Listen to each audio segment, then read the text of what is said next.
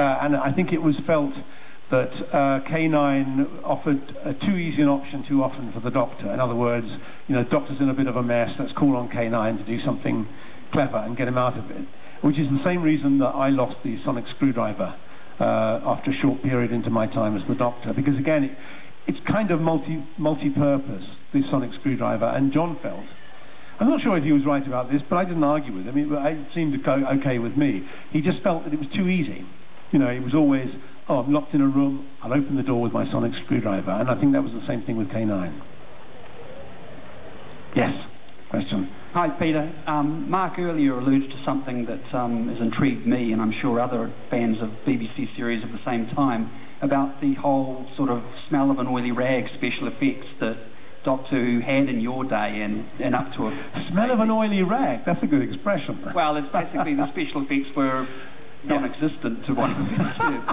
But that's what kept, particularly people like me, and I'm sure a lot of others, glued to the series. So what do you think of them in your day compared with, they've got great CGI effects now, which I think lessens it a little bit, personally for me anyway.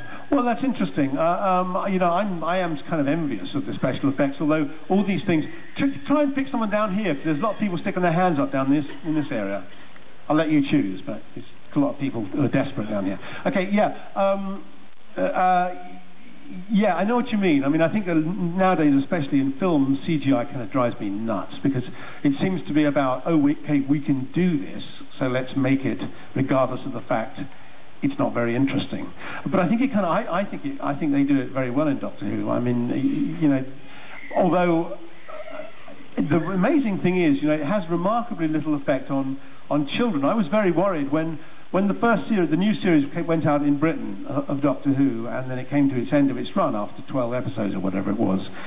The children then, especially the children, then sort of found old episodes of Doctor Who on cable, including mine and the other Doctors.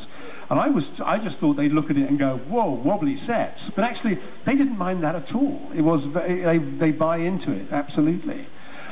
We had no digital effects. We had CSO and colour surface overlay and green screen and blue screen and things like that. But you're absolutely right, very, very primitive. I think the first story I did, which was 4 to Doomsday, I was pushing myself around the studio floor on an office chair with a cricket ball in my hand and sort of pretending to throw the thing. And so, it was fairly primitive. But I think it's good. As long as it's used, it's not used overly, I think it's good. But funnily enough, when I actually went to visit the set, after I'd seen the series, I thought, whoa, I'm so envious of those special effects. I then went to visit the set when David was doing his first story, Christmas Invasion. And, it was just as rubbish as when I did it.